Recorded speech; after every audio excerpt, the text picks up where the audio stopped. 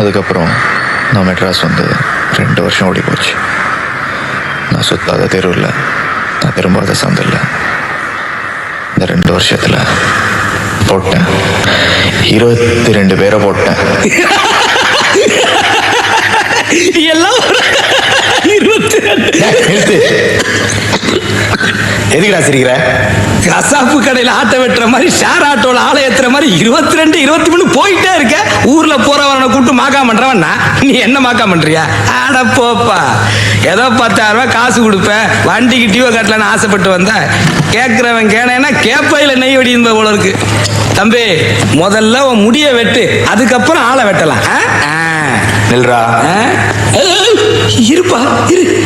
என்னாச்சு? இவ்வளவு நீ பேசுனல, நான் கேட்டுக்கிட்டு இருந்தேன்ல. 2 வார்த்தை நான் பேசுறேன், நீ கேட்க மாட்டியா? எதுக்கு டென்ஷன் ஆற? வைப்பா, பட்டுக்கிட்டு தெரிச்சிட போகுது. நான் வச்சுட்டப்பா, அதை வை. வீதியில பேதி போனாலும் வெளியில தெரியாத அளவுக்கு தான் ஸ்டூல் கொடுத்துருக்கேன். ரொம்ப thanks. Okay.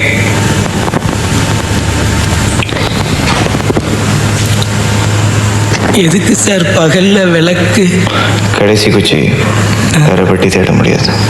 Correct sir. Right sir. அக்னி ஞானத்தின் அடையாளம். புத்தி இருக்கிறவன் தான் புகை விட முடியும். ஆரம்பிச்சிட்டான். வாழ்க்கையில் நீ சாவு பார்த்துருக்கியா? 30 வயசாயிருச்சு, சாவு பார்க்கலன்னா எப்படி சார்? எத்தனை? 2 சார்.